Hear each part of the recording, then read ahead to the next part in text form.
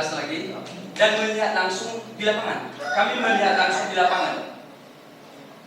Kami melihat langsung di lapangan apa sih, apa namanya itu, proyek ini, apa tentang pendulangan, bagaimana sih pendulangan ini. Nah itu kami langsung tinjau. Nah pelaksanaan kami ini selama 24 hari atau 144 jam, dimulai dari 17 Desember tadi sampai dan kemarin 25 Januari. Nah seharusnya dari kampus minimal 115 jam, tapi nggak apa kalau lama lah sedikit, tidak masalah kan. Terus pekerjaan yang kami amati apa saja? Yang kami amati itu ada dua, penulangan dan pengecoran. Penulangan di sini adalah kolom, balok, lantai dan tangga. Itu yang kami yang kami amati. Lanjut. Nah, metode pengumpulan data. Nah, metode pengumpulan data ini ada 6 pengumpulan data kami, metode kami. Pertama, observasi, yaitu pengamatan.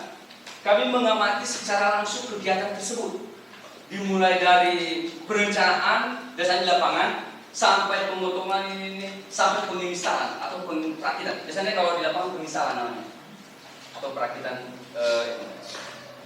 Sehingga kami membedakan bagaimana sih perbedaan dari ilmu akademik secara akademik dengan ilmu secara lapangan. Ternyata sangat beda sekali. Makanya kita lebih penting pengalaman lapangan, karena di situ langsung action. Kalau di akademik hanya sekedar teori aja. Terus kedua, itu diskusi. Kami berupa diskusi. Biasanya kami diskusi di sini adalah site manager kami sebagai pemimpin PKL.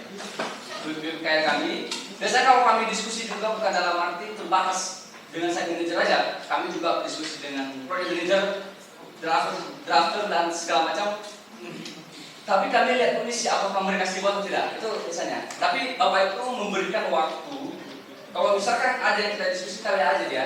Nanti kita diskusi berapa jam itu. Nah, itu juga berupa diskusi. Nanti ketiga lagi wawancara. Nah, wawancara di sini kami wawancara lingkungan. Maksud kami di sini kami melihat bagaimana sih sosial terhadap bangunan tersebut. Bagaimana warga menanggapi ada bangunan tersebut. Nah, kami coba ternyata banyak juga yang nggak mau ada alat berat, sehingga nanti nggak didatangkan alat berat dan segala macam. Atau nggak bisa lagi ada suara dari jam 6 sampai malam. Nggak bisa, itu juga salah satu. Terus kami wawancara juga keamanan bagaimana, dan kami wawancara juga tukangnya bagaimana dan segala macam. Itu metode kami. Dan keempat, gambar kerja. Kami mempelajari juga gambar kerja yang diberikan, baik struktur mekanika elektrik sama arsitektur juga kami mempelajari itu. Apalagi data-data yang sudah diberikan seperti perhitungan ya, sehingga pengalaman kita udah begini ya. Format menghitung suatu bangunan tersebut secara utuhnya. Biasanya kita kan struktur 1, 2 sama struktur 3 kita merencanakan juga, tapi nggak lengkap. Tapi kalau ini sangat lengkap sekali. Terus ke-5 itu dokumentasi itu berupa foto sama video. Kami kalau contohnya ada hal yang agak aneh buat kami akan foto. Habis nanti kami mempertanyakan sama pembimbing kami. Kalau misalkan tidak bisa menjawab, otomatis kami cari lagi dengan sumber lain. Itu juga foto sama video itu juga gunanya itu. Terus perpustakaan. Kalau misalkan itu tadi yang beberapa tadi metode tidak terjawab di lapangan, kami melakukan perpustakaan. Udah otomatis lah kita semuanya tahu bagaimana perpustakaan itu. Biasanya kalau skripsi itu udah familiar sekali. Nah, kami juga seperti apa pengertian ini. Nah, kami juga melihat perpustakaan. Itu metode-metode teman-teman. Dan selanjutnya, nah, masuk kita ke organisasi proyek. Apa sih organisasi proyek itu? Itu udah tahu dari teman-teman ya. Organisasi proyek itu adalah struktur ya. Orang-orang yang melaksanakan atau mengelola proyek tersebut. Kita udah tahu semuanya ya. Yang penting yang saya jelaskan di sini, struktur mereka ini dari pemilik proyek, yayasan sendiri, sampai ke tim pelaksanaan. Tim pelaksanaan udah masuk ke tim konsultasi, udah digabung semua. Itu berupa sempurna tadi. Nah, itu ada keterangan. Garis instruksi itu pemilik proyek memberikan perintah kepada tim pelaksana untuk melaksanakan proyek.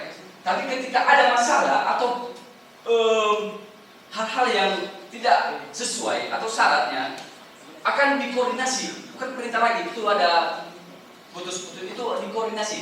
Contohnya ada perubahan gambar, itu ada beberapa. Biasanya kalau di lapangan itu yang direncanakan pertama awal dengan yang terakhir bisa beda, bisa nanti beda-beda 5 kali perubahan, tapi harus ada koordinasi dengan pemilik proyek sendiri. Itu memang dalam proyek di situ memang terjadi demikian. Lanjut. Nah, pelaksana proyek nanti kalau contohnya pemilik proyek ini nanti lihat di ini ada ya, saya nggak jelaskan lagi, tapi kalau memang nggak ngerti nanti kita diskusi sama-sama nanti. Kami juga agak nggak ngerti, tapi kalau sudah ada teman-teman itu kami akan semangat juga. Pelaksana proyek itu pertama pemilik proyek pemimpin proyek, project manager itu Pak Sony sendiri, terus sub manager itu biasanya dia yang mengawasi semuanya, yang mengawasi proyek tersebut. Ada di kita teman-teman ya, itu mengawasi semuanya. Terus yang site engineering itu Mas Agung itu yang membantu sekaligus jadi drafter. Biasanya kalau mereka ini hanya sebagai struktur ini. Kalau mereka itu sebenarnya karena suatu role juga kan nggak memanajemen. Kalau memang kamu sebagai drafter aja. Biasanya kalau ada ini dari administrasi, kalau ada halangan yang satu diganti. Itu juga manajemen kurang di situ. Terus ada juga administrasinya, subkontraktornya, ada mandor 1, mandor 3, supervisi, mandor 2 sebenarnya itu salah tulis. Mandor 2, karena mandor 1 ini karena dibagi. Mandor 1 di bagian utara atau belakang bangunan, dan mandor 2 tadi yang 3 itu di bagian selatan. Itu juga dibagi. Terus supervisi. Nah, supervisi di sini tidak berfungsi. Tidak berfungsi kenapa? Karena kata beliau, kami tanyakan kemarin, dan beliau bilang kalau supervisi itu tidak berfungsi karena orangnya tidak ada di sini, makanya tidak berfungsi. Tapi kalau dibilang Bapak itu kemarin bisa dihapus, tapi kami bilang tidak apa-apa, tapi kami jalankan aja. Begitu juga logistik, itu Pak Alif sendiri itu menyediakan tenaga harian. Nah, tenaga harian di sini kalau misalkan proyek tersebut, karena tukangnya disediakan mandor 1 sama mandor 2, tapi kalau misalkan di mandor 1 terkendala tukangnya, otomatis logistik akan mengambil tenaga harian. Nah, tenaga harian ini ancillary, kalau misalkan nggak digunakan nggak dipakai dia, tapi kalau dipakai dalam 1 hari, bukan borong. Lanjut.